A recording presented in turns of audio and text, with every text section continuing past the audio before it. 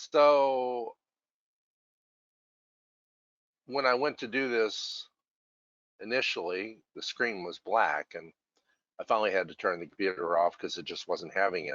But it reminded me of the probable death scene in The Sopranos, where it's called Fade to Black, where they're going into the restaurant and the daughter's parking the car, so I don't think she gets killed, but the rest of the family's in there.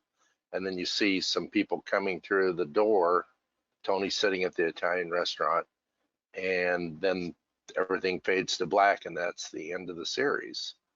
I thought that was happening to me. I had to check to make sure I was still here, as much as one is ever there.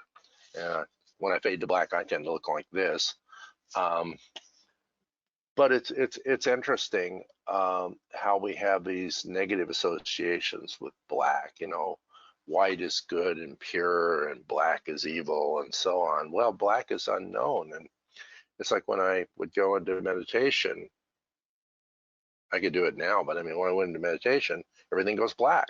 It fades to black, and maybe that's what it's all about, because black is actually, it's got all the colors present within it. They're just absorbed, or they're mixed, they're cohered.